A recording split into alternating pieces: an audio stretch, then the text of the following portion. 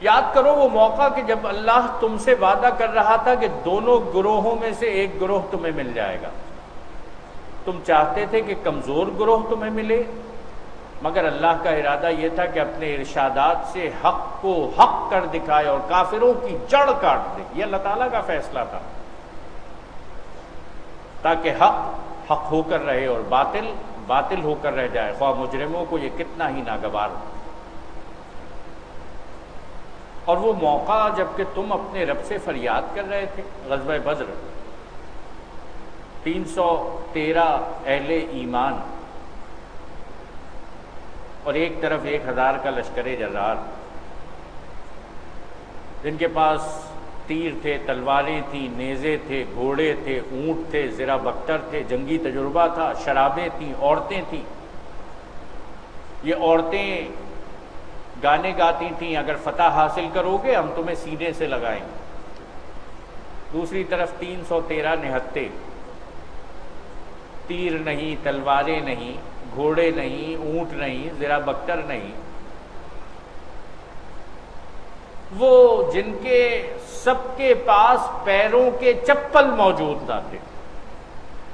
اللہ کے رسول صلی اللہ علیہ وآلہ وسلم جب میدان بدر میں پہنچے ہیں، آپ نے صحابہ اکرام رضوان اللہ علیہم اجمعین کو سب سے کہا کہ سو جاؤ، اور آپ رات کے وقت اپنے خیمے میں اپنے رب کے آگے سجدہ ریز.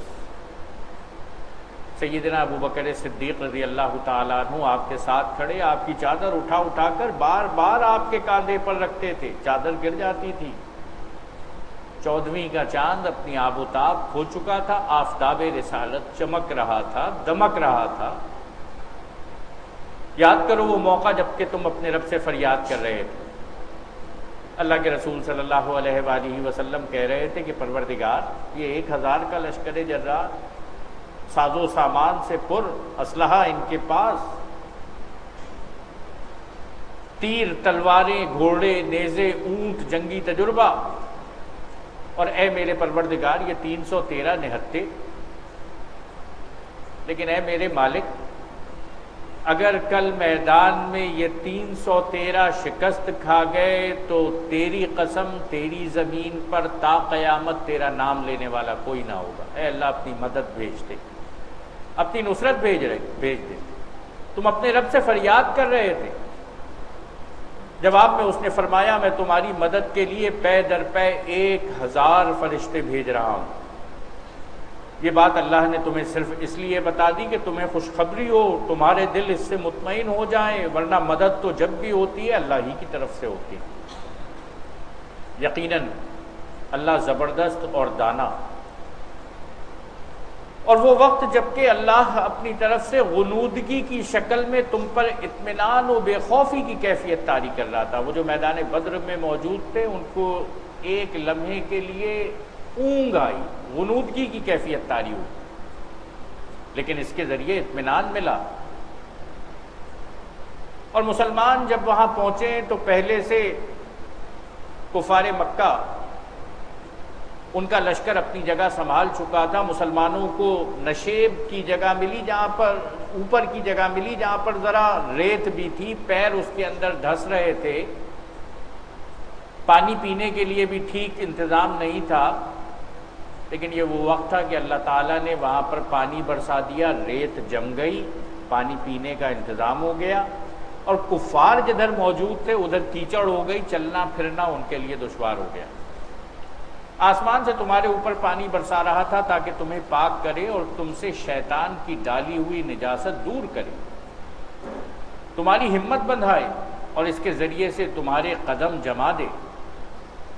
اور وہ وقت جب کہ تمہارا رب فرشتوں کو اشارہ کر رہا تھا میں تمہارے ساتھ ہوں، تم اہل ایمان کو ثابت قدم رکھو، میں بھی ان کافروں کے دلوں میں روب ڈالے دیتا ہوں، بس تم ان کی گردنوں پر ضرب اور جوڑ جوڑ پر چوٹ لگاؤ.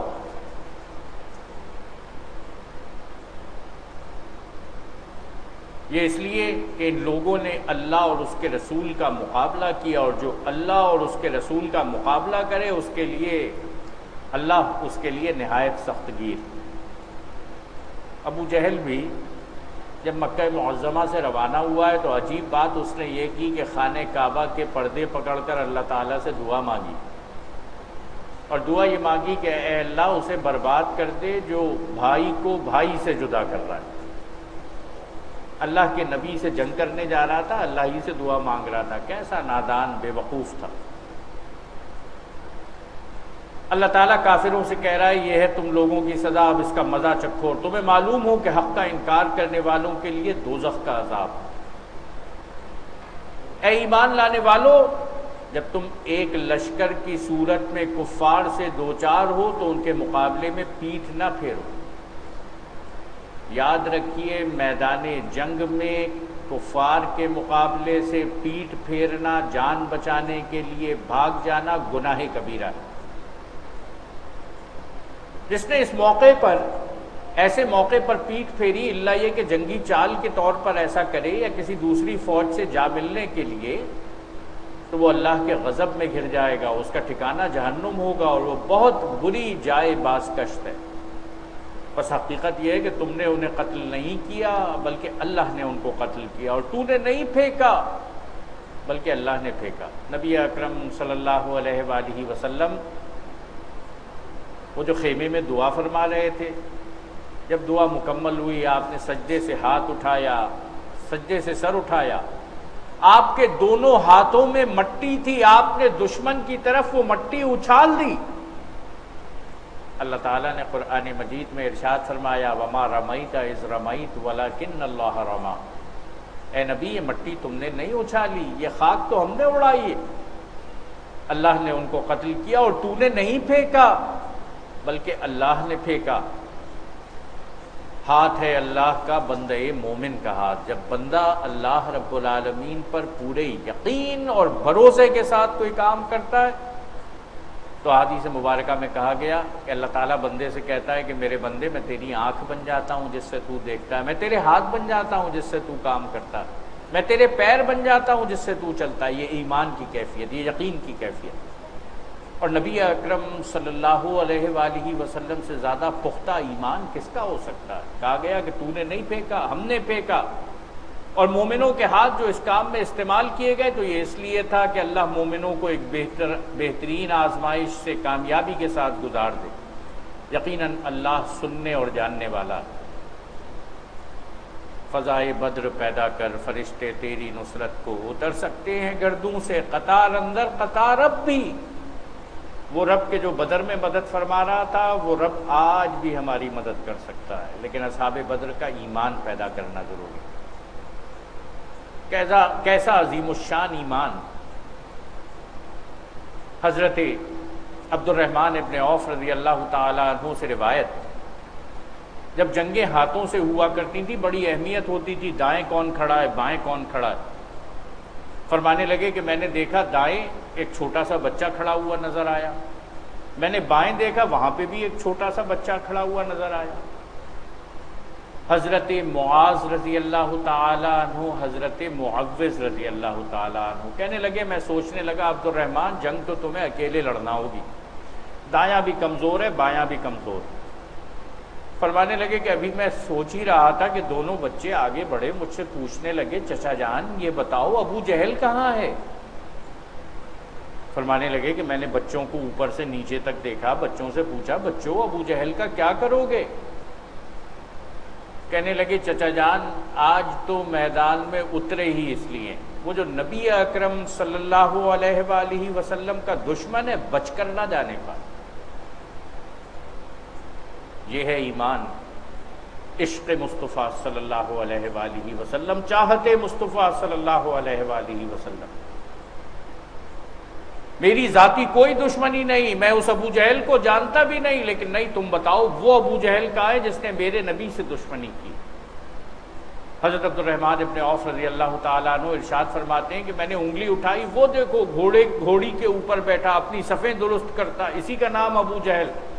کہنے لگے بات مکمل نہیں ہوئی تھی، دونوں آندھی کی طرح لپکے، طوفان کی طرح جھپٹے، شیروں کی طرح پہنچے، عقاب کی طرح شاہین کی طرح حملہ کیا، اور لمحوں کی بات وہ ابو جہل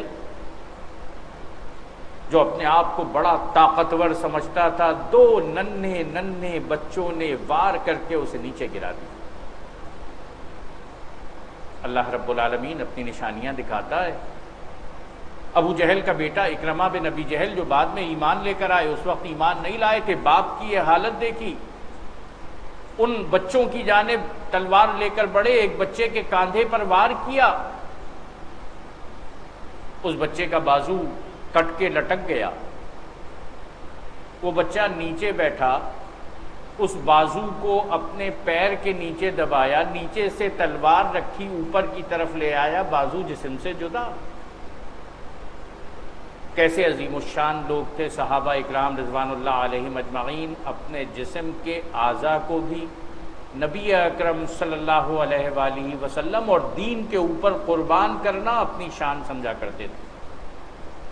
یہ معاملہ تو تمہارے ساتھ ہے، اور کافروں کے ساتھ معاملہ یہ ہے کہ اللہ ان کی چالوں کو کمزور کرنے والا ہے۔ ان کافروں سے کہہ دو اگر تم فیصلہ چاہتے تھے تو لو، فیصلہ تمہارے سامنے آ گیا۔ ابو جہل نے دعا کی تھی کہ اے اللہ فیصلہ فرما دے ہمارے درمیان، تم فیصلہ مانگ رہے تھے، اللہ تعالیٰ نے فیصلہ کر دیا، اب باز آ جاؤ تو تمہارے ہی لیے بہتر ہے، ورنہ پھر پلٹ کر اسی حماقت کا اعادہ کرو گے تو ہم بھی اسی سزا کا اعادہ کریں گے۔ تم اللہ کے دین، اللہ کے رسول پر حملہ آور ہوگے، ہم بھی تمہیں اسی طرح شکست سے دوچار کریں گے، اور تمہاری جمعیت خواہ وہ کتنی ہی زیادہ ہو تمہارے کچھ کام نہ آ سکے گی۔ 1000 کا لشکر جرار تمہارے کام نہ آ سکا، اللہ مومنوں کے ساتھ۔ اے ایمان لانے والو، اللہ اور اس کے رسول کی اطاعت کرو، اور حکم سننے کے بعد اس سے سرتابی نہ کرو۔ نبی کا حکم مانا کرو، اسے سرتابی نہ کرو۔ ان لوگوں کی طرح نہ ہو جاؤ جنہوں نے کہا کہ ہم نے سنا، حالانکہ وہ نہیں سنتے۔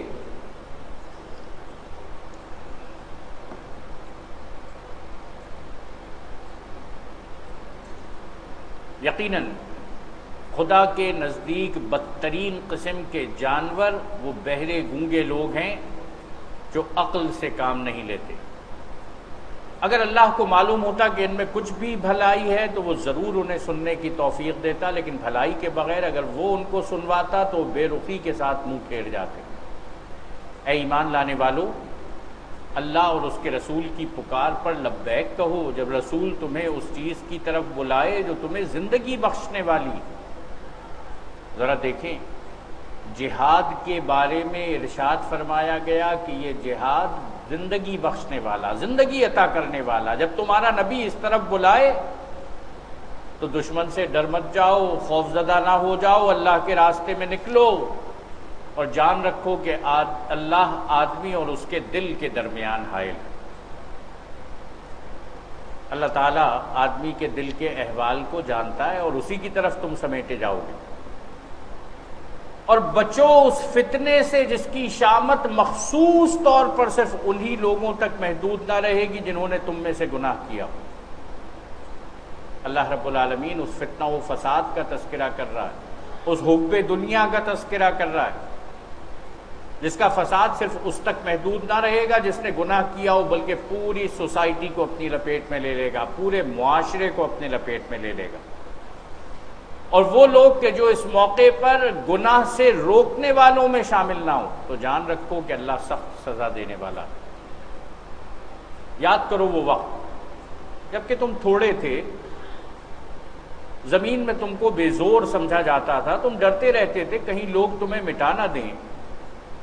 پھر اللہ نے تم کو جائے پناہ مہیا کر دی، مدینہ منورہ میں ایک پناہ دی، اپنی مدد سے تمہارے ہاتھ مضبوط کیے، غزوہ بدر کے اندر تمہیں فتح عطا فرمائی، اور تمہیں اچھا رزق پہنچایا، شاید کہ تم شکر گزار بنو۔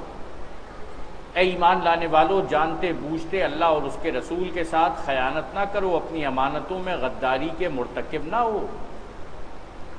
خیانت کرنا، وہ جو مال غنیمت میں لاتا اس میں سے کوئی چیز اپنے پاس رکھ لی اور باقی لے جا کر جمع کروا دی، نہیں، خیانت نہیں کرو، اللہ تعالیٰ سب کچھ جانتا ہے۔ اپنی امانتوں میں غداری کے مرتکب نہ ہو۔ اور یہ امانتیں صرف مال غنیمت نہیں ہے، ہم میں سے ہر ایک کے پاس بہت ساری چیزیں امانت، میری جان بھی امانت، میرا مال بھی امانت، یہ رب نے مجھے ایک وقت تک کے لیے دیا، پھر یہ کہیں اور چلا جائے گا۔ بالکل اسی طریقے سے جس کو عہدہ ملتا ہے، منصب ملتا ہے، اقتدار ملتا ہے، حکومت ملتی ہے، اس کو بھی امانت ملا کرتی ہے، اس کو خزانے ملا کرتے ہیں۔ لیکن ان امانتوں میں خیانت کے مرتکب نہ ہو، کوئی چیز ناجائز طور پر استعمال نہ کرو، اپنی امانتوں میں غداری کے مرتکب نہ ہو، اور جان رکھو کہ تمہارے مال اور تمہارے اولاد حقیقت میں سامان آزمائش ہیں۔ اللہ تعالیٰ اس کے ذریعے تمہاری آزمائش کرتا ہے، اور اللہ کے پاس اجر دینے کے لیے بہت کچھ ہے۔ اے ایمان لانے والو، اگر تم خدا ترسی اختیار کرو گے تو اللہ تمہارے لیے کسوٹی بہم پہنچا دے گا، اور تمہاری برائیوں کو تم سے دور کرے گا، اور تمہارے قصور معاف کرے گا۔ اللہ بڑا فضل فرمانے والا۔ وہ وقت بھی یاد کرنے کے قابل ہے جب منکرین حق تیرے خلاف تدبیریں سوچ رہے تھے کہ تجھے قید کر دیں یا قتل کر ڈالیں یا جلا وطن کر دیں۔ اللہ کے رسول صلی اللہ علیہ وآلہ وسلم کی ہجرت سے پہلے کا واقعہ بیان ہو رہا ہے۔ ابھی نبی اکرم صلی اللہ علیہ وآلہ وسلم مکہ معظمہ میں تھے کہ کفار مکہ نے اپنا ایک اجلاس بلایا، اور اس اجلاس کے اندر 3 تجاویز آئی۔ پہلی تجویز یہ تھی کہ اللہ کے رسول صلی اللہ علیہ وآلہ وسلم کو گرفتار کر لیا جائے۔ دوسری تجویز یہ تھی کہ آپ صلی اللہ علیہ وآلہ وسلم کو قتل کر دیا جائے۔ تیسری تجویز یہ تھی کہ جلا وطن کر دیا جائے، نکال دیا جائے۔ وہ اپنی چالیں چل رہے تھے اور اللہ اپنی چال چل رہا تھا، اور اللہ سب سے بہتر چال چلنے والا ہے۔ اللہ تعالیٰ نے نبی اکرم صلی اللہ علیہ وآلہ وسلم کو اطلاع دے دی تھی۔ کچھ عرصے پہلے اللہ کے رسول صلی اللہ علیہ وآلہ وسلم نے سیدنا ابو بکر صدیق رضی اللہ تعالیٰ عنہ کو اعتماد میں لے کر یہ بات کہی تھی کہ تیار رہنا۔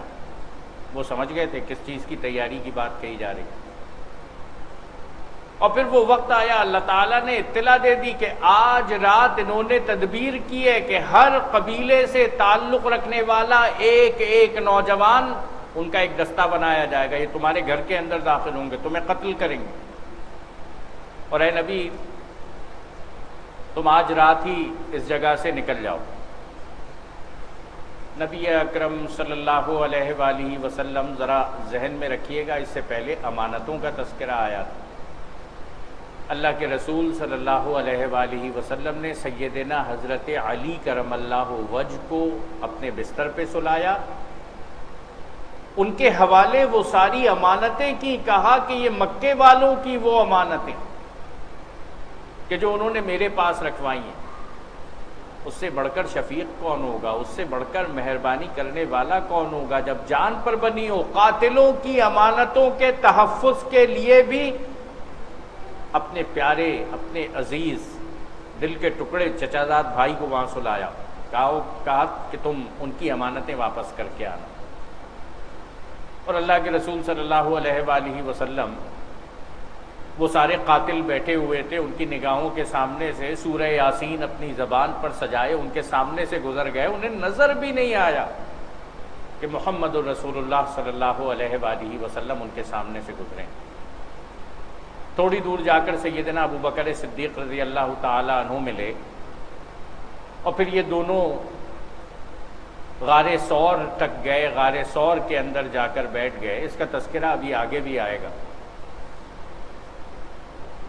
وہ اپنی چالیں چل رہے تھے اور اللہ اپنی چال چل رہا تھا۔ اللہ سب سے بہتر چال چلنے والا ہے۔ جب ان کو ہماری آیات سنائی جاتی تھیں تو کہتے تھے کہ ہاں سن لیا ہم نے، ہم چاہیں تو ایسی ہی باتیں ہم بھی بنا سکتے ہیں، یہ تو وہی پرانی کہانیاں ہیں جو پہلے سے لوگ کہتے چلے آ رہے ہیں۔ اور وہ بات بھی یاد ہے جو انہوں نے کہی تھی کہ خدایا اگر یہ واقعی حق ہے اور تیری طرف سے ہے تو ہم پر آسمان سے پتھر برسا دے یا کوئی دردناک عذاب ہم پر لیا۔ کفار مکہ یہ کہتے تھے کہ اگر محمد صلی اللہ علیہ وآلہ وسلم کا فرمایا ہوا حق ہے تو ہم پر پتھر برسا دے یا ہم پر دردناک عذاب لیا۔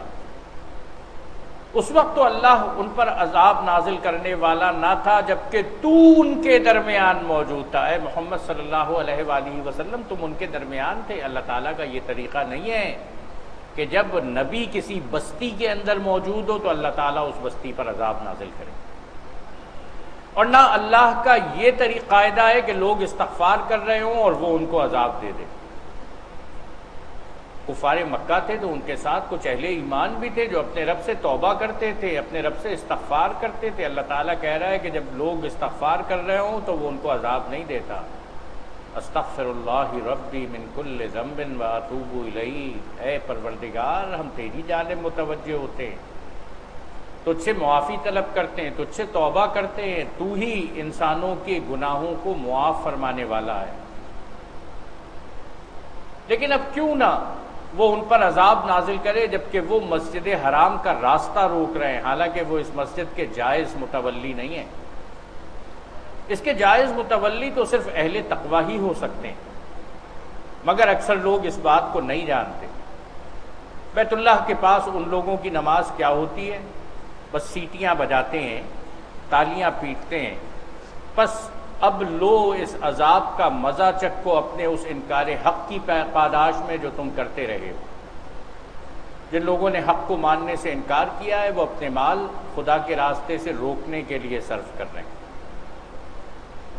اہل ایمان اپنے مال اللہ کے راستے میں آگے بڑھانے کے لیے صرف کرتے ہیں۔ جنہوں نے حق کو ماننے سے انکار کر دیا ہے وہ اپنے مال اللہ کے راستے سے روکنے کے لیے صرف کرتے ہیں، اور ابھی اور خرچ کرتے رہیں گے، مگر آخر کار یہی کوششیں ان کے لیے پچھتاوے کا سبب بنیں گی۔ پھر وہ مغلوب ہوں گے، پھر یہ کافر جہنم کی طرف گھیر لائے جائیں گے، تاکہ اللہ گندگی کو پاکیزگی سے چھانٹ کر الگ کرے اور ہر قسم کی گندگی کو ملا کر اکٹھا کرے، پھر اس پلندے کو جہنم میں جھونک دے۔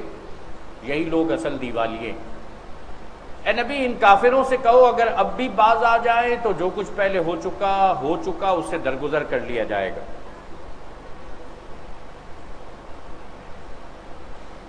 لیکن اگر یہ اسی پچھلی روش کا اعادہ کریں گے تو گزشتہ قوموں کے ساتھ جو کچھ ہو چکا وہ سب کو معلوم ہے۔ اللہ تعالیٰ نے تمہارے سامنے وہ مناظر رکھے، قوم نوح، قوم عاد، قوم سمود، سارے واقعات تمہیں پتہ ہے۔ جو ان کے ساتھ ہو چکا وہ تمہارے ساتھ بھی ہو سکتا ہے۔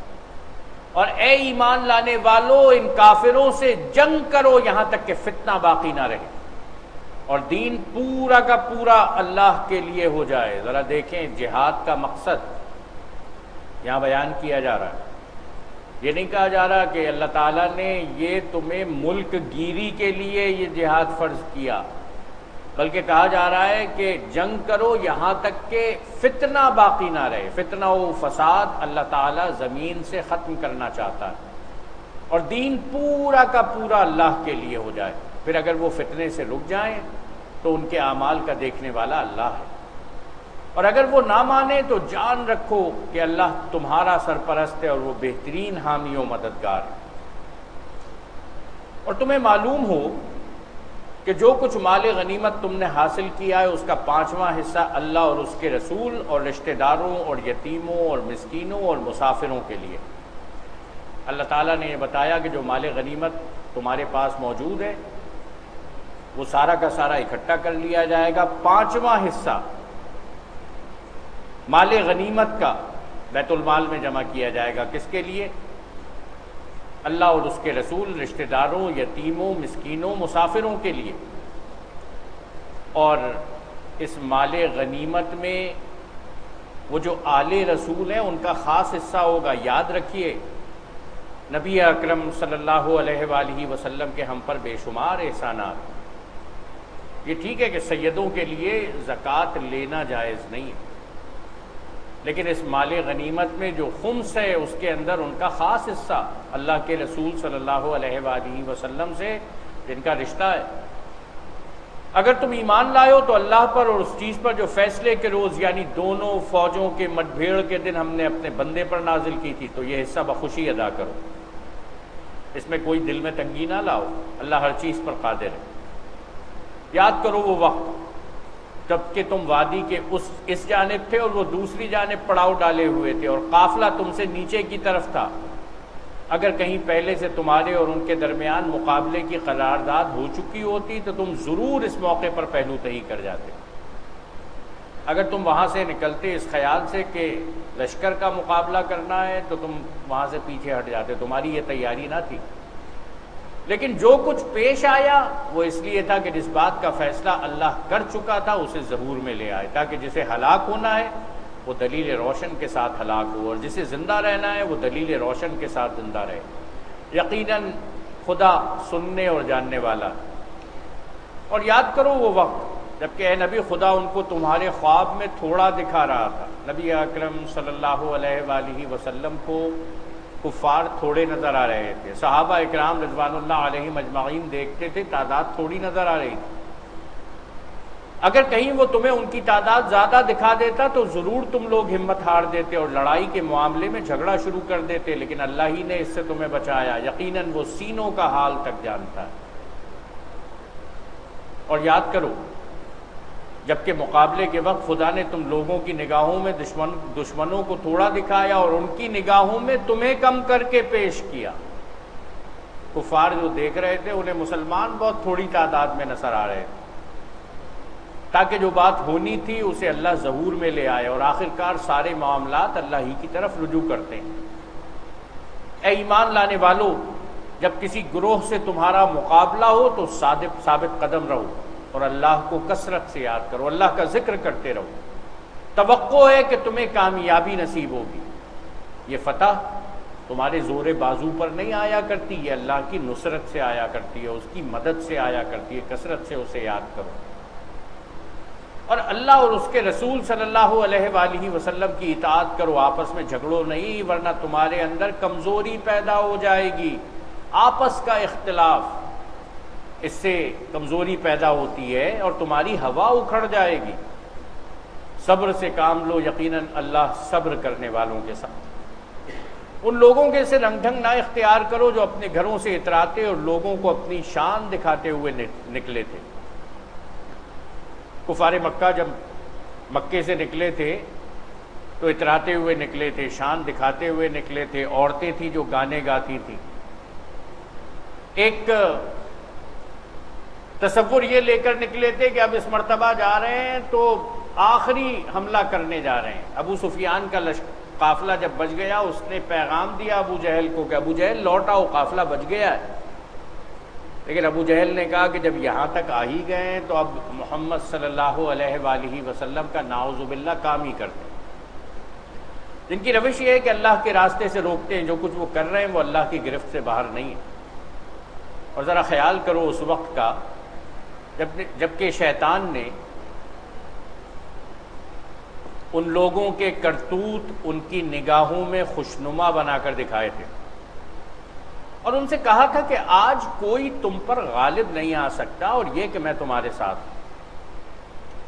یہ شیطان مکہ معظمہ کے اس لشکر کے ساتھ ایک حلیف قبیلے کے سردار کی صورت میں آیا تھا۔ مفسرین نے اس حلیف قبیلے کا بھی نام دیا ہے، اس آدمی کا بھی نام دیا ہے۔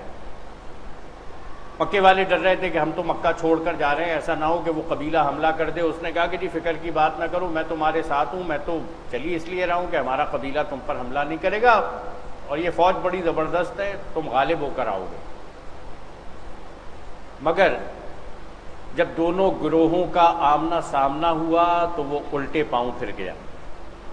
شیطان ان کے ساتھ تھا، لیکن جب مسلمان اور کافر ایک دوسرے کے سامنے کھڑے ہوئے تو شیطان الٹے پاؤں پھر گیا، کہنے لگا میرا تمہارا ساتھ نہیں ہے، میں وہ کچھ دیکھ رہا ہوں جو تم لوگ نہیں دیکھتے، میں فرشتے اترتے دیکھ رہا ہوں محمد صلی اللہ علیہ وآلہ وسلم کی جانب، جو رب کی رحمت نصرت آ رہی ہے دیکھ رہا ہوں۔ مجھے خدا سے ڈر لگتا ہے اور خدا بڑی سخت سزا دینے والا ہے۔ کیا تم نہ لڑو گے ایسے لوگوں سے جو اپنے عہد توڑتے رہے ہیں، جنہوں نے رسول کو ملک سے نکال دینے کا قصد کیا تھا، اور زیادتی کی ابتدا کرنے والے وہی تھے جنہوں نے نبی اکرم صلی اللہ علیہ وآلہ وسلم کو مکہ معظمہ سے نکال دیا تھا۔ اور اللہ کے رسول صلی اللہ علیہ وآلہ وسلم جب مکے سے نکلے تھے تو مکے کی محبت بھی تھی، مکے کی چاہت بھی تھی، آپ نے مکے کی طرف منہ کیا تھا اور سیرت کی کتابوں میں موجود ہے، آپ ارشاد فرما رہے تھے مکہ مجھے تو تجھ سے بڑی محبت ہے، لیکن کیا کروں آج تیرے رہنے بسنے والے مجھے یہاں پر قبول کرنے کے لیے تیار نہیں۔ کیسی مکے سے محبت کا اظہار بھی ہو رہا ہے اور مکے والوں کے ستم کی بھی بات ہو رہی ہے۔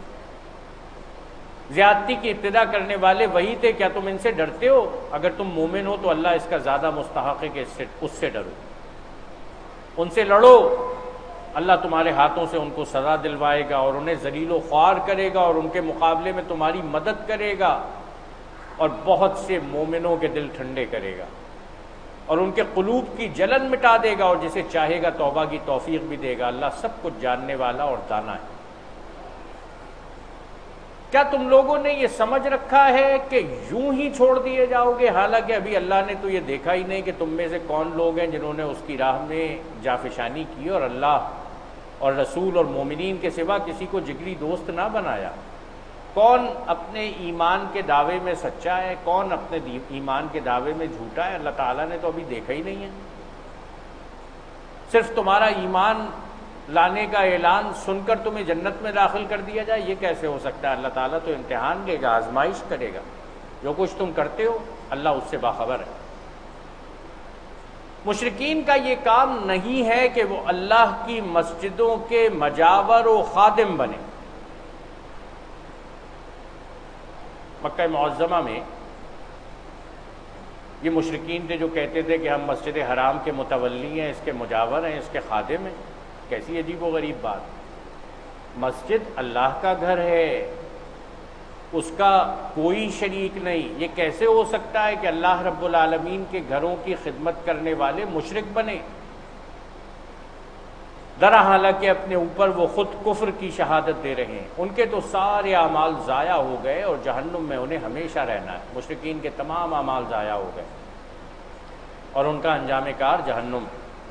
اللہ کی مسجدوں کے آباد کار مجاور و خادم تو وہی لوگ ہو سکتے ہیں جو اللہ اور روز آخر کو مانیں اور نماز قائم کریں، زکوٰۃ دیں اور اللہ کے سوا کسی سے نہ ڈریں۔ انہی سے یہ توقع ہے کہ سیدھی راہ چلیں گے۔